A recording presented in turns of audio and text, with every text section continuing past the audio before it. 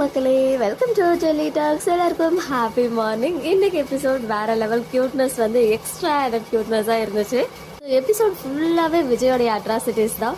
நிஜமாவே இந்த மாமி அண்ட் விஜயோடைய காம்போ கூட சூப்பராக இருக்குது. பிகாஸ் வந்து அந்த விரலில் ஒரு குட்டி ரத்தம் கூட வரல, ஆனால் என்னுடைய ஒய்ஃப் என்னை அப்படி பார்த்துக்கிட்டு அவ்வளோ செல்லமாக என்னை வளர்த்து விட்டுட்டா அப்படின்னு சொன்னது.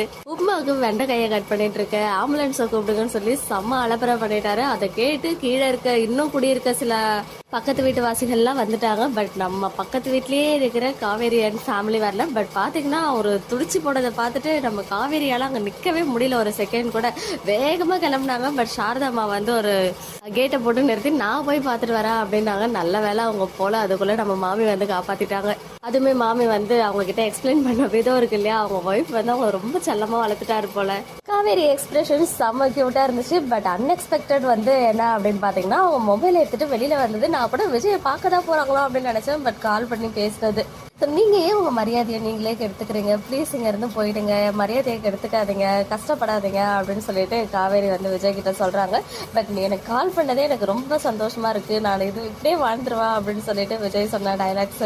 நமக்கு பிடிச்ச பர்சன் நம்ம எதிரிலே யாருக்காகவும் யார்கிட்டையுமே வந்து ஹர்ட் ஆகிக்க கூடாது அப்படின்னு சொல்லிட்டு நம்ம எக்ஸ்பெக்ட் பண்ணுவோம். ஸோ காவேரி வந்து அவ்வளோ லவ்வோட விஜய் மேலே இருக்க ஒரு கேர்னால அதை வந்து சொன்னாங்க. பட் சார் வந்து அதையே அவருடைய ஃபர்ஸ்ட் வெற்றியாக பார்த்துட்டாரு. ஏன்னா இவ்வளோ நாளாக வந்து நம்ம கால் பண்ணாலே அட்டன் பண்ணாத ஒரு பர்சன் அவங்களே கால் பண்ணி வந்துட்டு அவ்வளோ கன்சர்னோட பேசுறது அப்படின்னு சொன்னதுமே சார் வந்து அப்படியே பறக்க ஆரம்பிச்சிட்டாரு. நல்ல வேலை நான் கூட சாரதாம்மா வந்து காவேரி அப்படின்னு ஏதாவது குரல் கொடுப்பாங்களோ அப்படின்னு நினச்சேன். பட் எனிவேஸ் அது வந்து க்யூட்டாக இருந்துச்சு அவங்களுடைய கால் கான்வர்சேஷன்.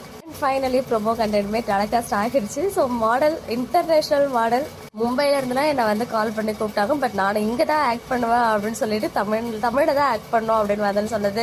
அப்புறம் குமரன் வந்து நீங்கள் ரிஜெக்டட் அப்படின்னு சொல்லி இப்போ சொன்னது. இன்றைக்கி வந்து ரொம்ப பணிவாக தான் விஜய் கிட்ட பேசிகிட்டு இருந்தாங்க. நீங்கள் போங்க விஜய், இல்லை வெளியில் வாங்க அப்படின்னு சொன்னது. அண்ட் கங்கா கிட்ட, கோது எனக்கு உங்கள் தங்கச்சி தான் வேணும், எப்படியாவது சேர்த்து வைங்க, நான் வேணா ஃபர்ஸ்ட்ல இருந்து நான் மறுபடியும் பொண்ணு கேட்டு வந்து கல்யாணம் பண்ணிக்கிட்டோமா அப்படின்னு சொல்லிட்டு ஓப்பனாக அவருடைய லவ்வை வந்து எக்ஸ்பிரஸ் பண்ணாரு அவங்க சிஸ்டர் கோதாவரி அண்ட் குமரன் முன்னாடியே காவேரி கிட்ட. சினிமா ஹீரோ மாதிரி இருக்காரு அப்படின்னு அந்த ஃபோட்டோகிராஃபருமே சொன்னார். நிஜமாவே ஒரு ஹீரோ தான். அண்ட் அந்த அப்பளோ லேபிளுக்கு யாரும் எனக்கு தெரியாமையே மாடலாக யூஸ் பண்ணாங்க. இப்போ நானே வாண்டடாக வந்திருக்கேன், ஏன் வந்து நீங்கள் என்ன ரிஜெக்ட் பண்ணுறீங்க அப்படின்னு கேட்டது. ஸோ அதுக்கு மாடலாக யாரை தான் செலக்ட் பண்ணுவாங்கன்னு தெரியல, எதுவும் ப்ளூ சட்டன்னு சொன்னாங்க. பார்ப்போம். ஈவன் எனக்கு இன்னொரு விஷயமும் மைண்டில் ஓடிச்சு. இப்போ தான் குமரனே வந்து பெரிய கதாநாயகன் ஆகிட்டார்ல, அவரை வச்சு ஏன் இவங்க ஃபோட்டோ ஷூட் பண்ண மாட்டாங்க அப்படின்னு ஒரு விஷயம் தோணுச்சு. பட் எனிவேஸ் அவங்க வந்து ப்ராப்பரான மாடலை தான் வந்து செலக்ட் பண்ணுறோன்னு இருக்காங்க போல. எவ்வளோ பெரிய மாடல் வந்து ரிஜெக்ட் பண்ணிட்டாங்க. அதுக்கான மெயின் ரீசன் சாரதாம்மா தான். தெரிஞ்சா ஆவோன்னு கத்துவாங்க இல்லையா. இதெல்லாம் ஒரு சைடு இருந்தாலும் நெக்ஸ்ட் டேக்கான ஒரு ப்ரிவ்யூ, பியூட்டிஃபுல்லான ப்ரிவ்யூ. அதுவும் காவேரியோட கிச்சனில் அவங்க சமைச்சிட்டு இருக்கும்போது ஹஸ்பண்டோட சேட்டைகள்லாம் வந்து விஜய் வந்து பண்ணிட்டு இருந்தாரு. நீ யாருன்னு தெரிஞ்சுக்கணும்ல, நீ என்னுடைய பொண்டாட்டி அப்படின்னு சொன்ன விஷயம். ஸோ விடுங்க விடுங்க அப்படின்னு காவேரி கத்தும் போது அப்புறம் அவங்க அம்மா பக்கத்துல இருந்து கேட்பாங்க போல, என்னாச்சு காவேரின்னு. அப்புறம் தான் அவங்களே ரியலைஸ் பண்ணுவாங்க, ஓ நம்ம வந்து கனவு காண்றோமோ அப்படின்னு சொல்லி. பட் நிறைய பேருக்கு வந்து அது ரியலாக இருக்கணும் தான் ஆசை. பட் எனக்குமே வந்து ரியலாக இருந்தால் நல்லா இருக்கும்னு தோணுது. ஒருவேளை வீட்டில் யாரும் இல்லைன்னா அது ரியலாக இருக்கும், எல்லாரும் இருந்தாங்கன்னா அது ட்ரீமாக இருக்கும். பிகாஸ் இதே சேம் காஸ்டியூமில் தான் காவேரி இருக்காங்க. இன்னைக்கு எபிசோடில் வந்தாங்க இல்லையா, அதே ரெட் கலர் காஸ்டியூமில்.